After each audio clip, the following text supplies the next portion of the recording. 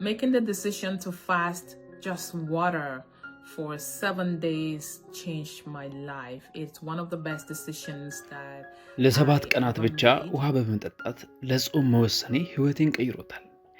በህይወቴ ካሳለፍኳቸው ምርጥ ውሳኔዎች አንዱ ነው።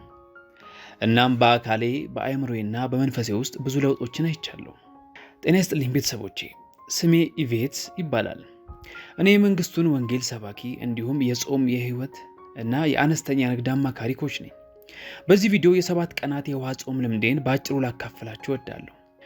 በዚህ ዓመት መጀመሪያ አካባቢ የ40 ቀናት ጾም ለመጾም አስቤ ነበር።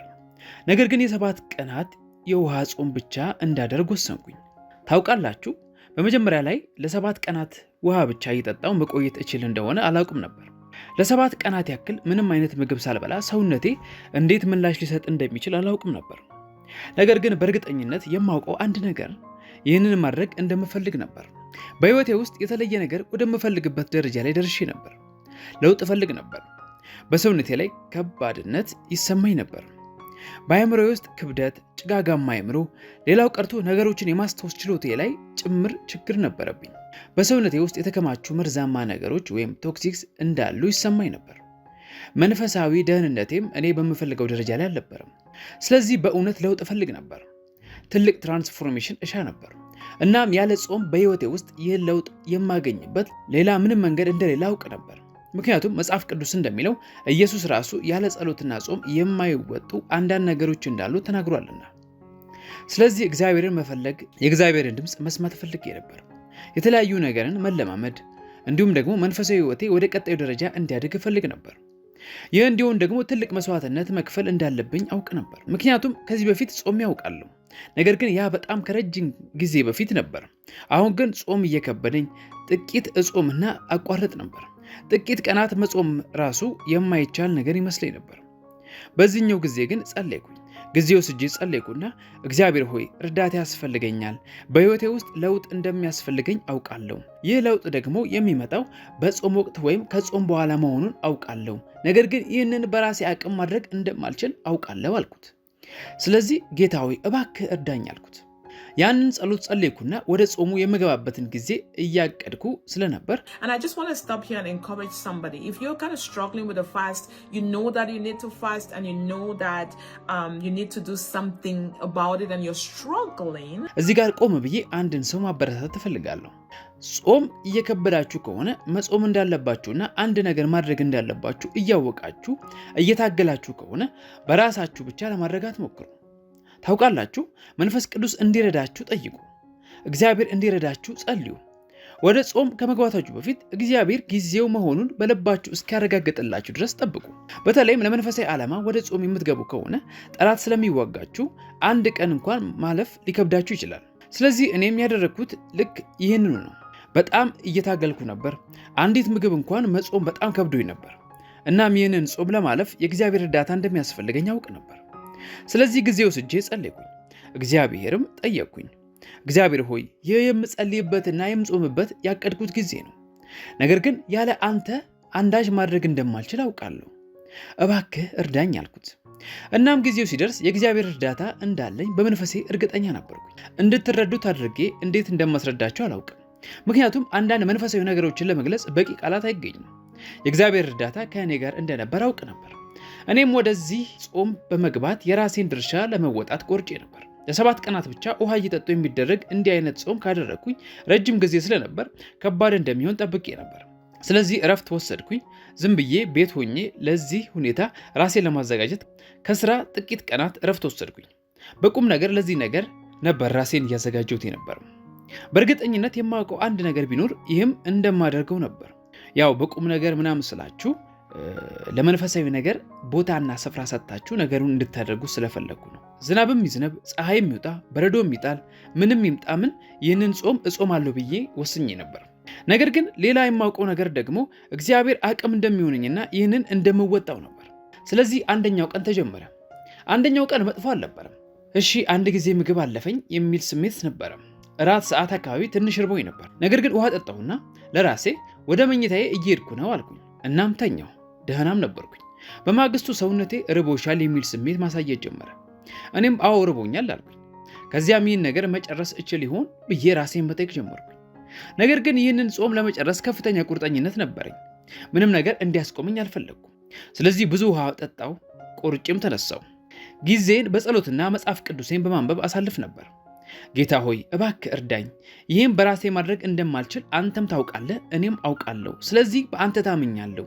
ይህንን ጾም ከአንተ ጋር ለማለፍ በአንተ ላይ ተደግፌያለሁ ጌታ ሆይ እያልኩኝ በየቀኑ እጸልይ ነበር። እናም ሁለተኛው ቀን መጥቶ አለፈ። በሶስተኛው ቀን ርቦኝ ነበር። በጣም ስለራበኝ ላቋረጥ አስቤ ነበር። ሰውነቴ ልትሞቺ ነው፣ ከዚህ ቀን ካለፍሽ ትሞቻለሽ ይለኝ ጀመር። አንጀቴ ሲጨማደድ ይሰማኝ ነበር። አምላኬ ሆይ ይህ ጥሩ ውሳኔ አይደለም እንዴ ብዬ ጸለይኩኝ። ነገር ግን በውስጥ የእግዚአብሔር እርዳታ እንዳለ አውቅ ነበር። እንደ ጸለይኩ እየጸለይኩም እንደነበር አውቃለሁ። እግዚአብሔር እየረዳኝ እንደሆነ አውቅ ነበር። ከእግዚአብሔር የሚፈልገውንና የምሻውን ያንን ትልቅ ድል ወይም ብሬክስሩ እንዳላገኝ ሰይጣን የመከላከል እቅድን እንዳወጣ አውቅ ነበር። በጠላት ፈተና ላለመሸነፍ ግን ቆርጬ የተነሳው። ከሚያስቁት ነገሮች አንዱ የ7 ቀናት የውሃ ጾሜን እያደረግኩኝ ምግብ አበስል ነበር። አይገርምም? ምግብ የማበስለው ልጆች ስላሉኝና ለልጆቼ ምግብ ማዘጋጀት ስለነበረብኝ ነው። አምላኬ በየቀኑ የምግብ ሽታ ይሸተኝ ነበር። የምግብ ሽታ ማሽተቴ ይበልጥ ከባድ አደረገው። ሆኖም እየጸለይኩኝ ውሃ እየጠጣሁና እግዚአብሔር በሚሰጠኝ ኃይልና ጥንካሬ እያመንኩኝ 3ኛ ቀን አለፍኩኝ። 4ኛ ቀን ሲመጣ ነገሮች የተሻሉ ሆኑ። በጣም የከፋውን ክፍል ያለፍኩኝ ያህል ተሰማኝ። ሰውነቴ ወደ ኪቶሲስ ሂደት ውስጥ ገብቶ ነበር። ምክንያቱም መጾም ስትጀምሩ ከ48 እስከ 72 ሰዓት ባለው ጊዜ ውስጥ ሰውነታችሁ ኪቶሲስ ወደሚባል ሂደት ወይም ሜካኒዝም ውስጥ ይገባል። በኪቶሲስ ጊዜ የሚሆነው ሰውነታችሁ ኃይል ወይም ኢነርጂ ለማግኘት በሰውነት ውስጥ ወዳለው የስብ ወይም የፋት ክምችት መሄድ ይጀምራል። መጾም ስትጀምሩ መጀመሪያ ላይ ሰውነታችሁ የሚጠቀመው በሰውነት ውስጥ ያለውን ዝግጁ የሆነ ግሉኮስ ነው። ለምሳሌ አሁን እኔ እየተጠቀምኩኝ ያለው ዛሬ ጠዋት ወይም ትናንት ማታ ከበላሁት ምግብ የተዘጋጀውን ግሉኮስ ነው። ይኸውም እየተሰባበረ ወደ ሰውነቴ ይለቀቃል። ስለዚህ ግላይኮጅን መሰባበሩን ይቀጥላል። ሰውነታችሁ ግላይኮጅንን እየሰበረ ወደ ኃይልነት የሚቀይረውን ግሉኮስ ይለቃል። ይህም አሁን እያደረግኩት እንዳለው እንድናገር አቅም ይሰጠኛል ማለት ነው። ስለዚህ አሁን እየተቃጠልኩ ያለሁት ወይም ሰውነቴ እያቃጠለ ያለው የግላይኮጅን ክምችት ነው ማለት ነው። ነገር ግን ወደ 48 እና 72 ሰዓት ስትገቡ ግላይኮጅኑን በሙሉ ተጠቅማችሁ ትጨርሳላችሁ። ልትሞቱ እንደደረሳችሁ የሚሰማችሁ በ3ኛው ቀን አካባቢ የሆነው ለዚህ ነው። እኔም ልወድቅ ወይም ፓስአውት ላደርግ እንደደረስኩኝ ተሰምቶኝ ነበር። ነገር ግን ይህ መንፈሳዊ አካላዊ መሆኑን ተረድቼ እንደማልሞት አውቅ ነበር። ስለዚህ 4ኛ ቀን ሲመጣ ሰውነቴ ሙሉ በሙሉ ወደ ኪቶሲስ ገብቶ ነበር። አሁን ሰውነቴ እነዚያን ተጨማሪ የስብ ክምችቶች በማግኘት እያቃጠለ ኃይልን ይለቅ ነበር። የሰውነት ስብ ወይም ቦዲፋት መቀነስ የምትጀምሩበት ያኔ ነው። ሰውነታችሁም ዲቶክስ ወይም መርዛማ ነገሮችን ማስወገድ ይጀምራል። ውሃ እየጠጣችሁና ምግብ ሳታገኙ ስትሄዱ በሰውነታችሁና በአእምሯችሁ ውስጥ ያሉት ቆሻሻ ነገሮች በሙሉ መወገድ ይጀምራሉ። ከ3ኛ ቀን ጀምሮ ነው አካላዊና መንፈሳዊ መንጻት መካሄድ የሚጀምረው። እናም በ4ኛው ቀን ይበልጥ ቀላል ሆነ። 5ኛው ቀን ደግሞ እያደር ቀላል ሆነ። በ7ኛው ቀን በጣም ደህና ነበርኩኝ። ረሃብ አይሰማኝም ነበር። እንዲያውም 4ኛውን ቀን ጨርሼ ወደ 5ኛው ቀን ስገባ አራበኝም ነበር። አንዳንድ ሰው ላያምነኝ ይችላል፣ ግን በእውነት አራበኝም ነበር። ሙሉ 4 ቀናትን ካሳለፍኩ በኋላ በ5ኛው ቀን አልራበኝም። ምክንያቱም ሰውነቴ ምግብ እንደማያገኝና በሰውነት ውስጥ በተከማቸው ስብ ላይ መደገፍ እንዳለበት መረጃውን ተቀብሎ ስለነበር ነው። ሰውነቴ ያንን ስብ እየወሰደ እኔ እንቀሳቀስ ዘንድ ኃይል ወደ መልቀቅ ሂደት ወይም ሜካኒዝም ውስጥ ገብቶ ነበር። የምግቡን ሽታ ባሸትም እንኳን ለአእምሮዬ ምንም ትርጉም አልሰጠውም። አእምሮዬ ምግቡን የማበስለው ለልጆቼ ብቻ እንደሆነ ተዘጋጅቶ ነበር። ልጆቼ ደግሞ ቅመሙን ወይም ጨውን ወይም የጨውን ልክ ይቀምሱልኝ ነበር። ሳበስል ልጄን እጠራውና እስቲ ቅመሙ ልክ እንደሆነ ቅመስልኝ ብዬ እጠይቀዋለሁ። ታናሹ ልጄ በጣም ይስቃል። እማዬ አሪፍ ነው፣ ትንሽዬ ጨው ብትጨምሪበት ግን ፍጹም ይሆናል ይለኛል።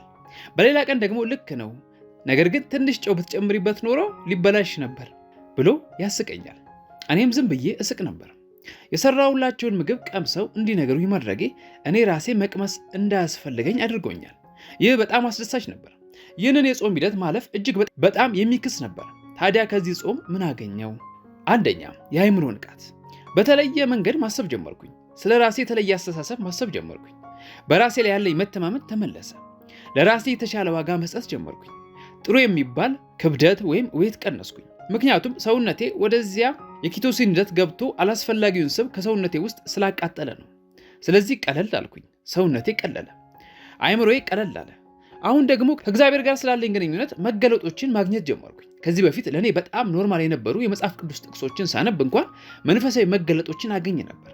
ታውቃላችሁ፣ እግዚአብሔር ከነዚያ ከተለመዱ ጥቅሶች ውስጥ መገለጦችን ይሰጠኝ ጀመር። እናም ከእግዚአብሔር ጋር ይበልጥ እየተቃረብኩኝ እንደሆነ ተሰማኝ።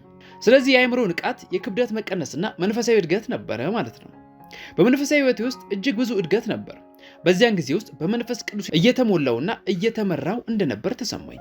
ሌላው የተፈጠረው ነገር አካላዊ ፈውስ ማግኘት መጀመሪ ነው። ታውቃላችሁ፣ የጾሙ አንዱ ጥቅም ለኢንፍላሜሽን ወይም የሰውነት መቆጣትና እብጠት መፍትሄ መሆኑ ነው። ሰውነቴ እነዚያን መርዛማ ነገሮች ወይም ቶክሲክን ጠራርጎ እያስወጣ ስለነበር ገምቱ፣ ከኢንፍላሜሽን እየተፈወስኩ መጣሁ ማለት ነው። እብጠት የነበረባቸው እግሮቼ እብጠታቸው እንደጠፋ አስተዋልኩኝ። አዎ፣ እብጠቱ ጠፋ። ጾሙ ሊያልቅ አካባቢ ያ ችግር ድጋሚ አልተፈጠረም፣ ምክንያቱም ሰውነቴ እየተፈወሰ ነበርና። ስለዚህ አካላዊ ፈውስን፣ መንፈሳዊ ፈውስንና አእምሯዊ ፈውስን አግኝቼ ከዚህ ጾም ጨረስኩኝ ማለት ነው። ወደ እግዚአብሔር ይበልጥ ተጠጋሁ። በዚያን ጊዜ ውስጥ ትላልቅ ድሎችን ወይም ብሬክስሮችን ማየት ጀመርኩኝ። በዚያ በምጾምበት ጊዜ በህይወት ውስጥ እጅግ ታላላቅ ድሎችን አግኝቻለሁ። ስለዚህ ላበረታታችሁ እወዳለሁ። ምስክርነቴን የማካፍላችሁ ላበረታታችሁ ነው። ጾም ለመጾም እያሰባችሁ ከሆነ ይህ ለራሳችሁ ልታደርጉት ከምትችሉት ምርጥ ነገሮች አንዱ መሆኑን ላሳውቃችሁ እወዳለሁ። ምክንያቱም እግዚአብሔር እኛን ሲፈጥረንና ምግብን ሲሰጠን ዓላማው ቀኑን ሙሉ በየቀኑ እንድንበላ አልነበረም ብዬ አምናለሁ። እግዚአብሔር አካላችን ራሱን እንዲያጸዳዳ፣ መርዞችን እንዲያስወግድና እንዲፈውስ እድል እንድንሰጠው ይፈልጋል። ስለዚህ ጾም ሰውነታችሁ በዚያ ሂደት ውስጥ እንዲያልፍ ይፈቅድለታል። ስትጾሙ ወደ እግዚአብሔር ትቀርባላችሁ፣ ታውቁታላችሁ። መንፈሳችሁ ሕያው እንዲሆንና የእግዚአብሔርን ድምፅ ይበልጥ መስማት እንድትችሉ በጾም ስጋችሁን እየገደላችሁ ትሄዳላችሁ። ከእግዚአብሔር ጋር ይበልጥ መገናኘት ትችላላችሁ። የእግዚአብሔርን ድምፅ አንሰማም የሚሉ ሰዎች አሉ። ምክንያቱም ደግሞ አእምሯችን ከሰውነታችን ውስጥ ሊወገዱ በሚገባቸው ስጋዊና መንፈሳዊ ነገሮች ስለታፈነ ይመስለኛል። ስንጾም እና ስጋችን ስንገድል አካላችን በተፈጥሮ ይጸዳል ወይም ዲቶክስ ያደርጋል። ወደ እግዚአብሔር ይበልጥ መቅረብ እንችል ዘንድ አእምሯችንና ነፍሳችን በመንፈስ ይጸዳል። በጾም ጠላትን ድል እናደርጋለን። ጠላትም ይህንን ስለሚያውቅ ስንጾም ያጠቃናል። ስለዚህ መጾም እያሰባችሁ ከሆነ እንድታደርጉት አበረታታችኋለሁ። እኔም ያንን ጾም ወደ ህይወት የሚመልሳችሁ መንገድ ወይም ዩር ዌይ ባክ ቱ ላይፍ ብዬ ሰይሜዋለሁ። ይህንን በየወሩ 1ኛ፣ 2ኛና 3ኛ ቀናት ላይ አድርገዋለሁ። ይህንን ቪዲዮ ስለተመለከታችሁ እጅግ በጣም አመሰግናለሁ። ነገር ግን አንድ ላሳስባችሁ የምፈልገው ነገር እንደዚህ አይነት ጾም ለመጾም ከማሰባችሁ በፊት ወይም ወደ ጾማችሁ ከመግባታችሁ በፊት ራሳችሁን እና ጤናችሁን መጀመሪያ ቼክ ማድረግ አለባችሁ። እንደዚህ አይነት ረዘም ያሉ ጾም ጸሎቶች ወይም ደግሞ በውሃ ብቻ የሚደረጉ ጸሎቶች ልምምድና ለሰውነታችን ቅድመ መዘጋጀቶች ያስፈልጋቸዋል። ስለዚህ ይህንን አስቡበት። የኔን ትምህርቶች ከወደዳችሁ እባካችሁን ሰብስክራይብ የሚለውን ቁልፍ ተጫኑ። ይህንን ከወደዳችሁትም እባካችሁ ይህንን ቪዲዮ ላይክ እና ሼር በማድረግ ሌሎችም እንዲያዩ ጋብዙ። እግዚአብሔር ይባርካችሁ። በሚቀጥለው ቪዲዮ ላይ እንገናኝ። ተባረኩ።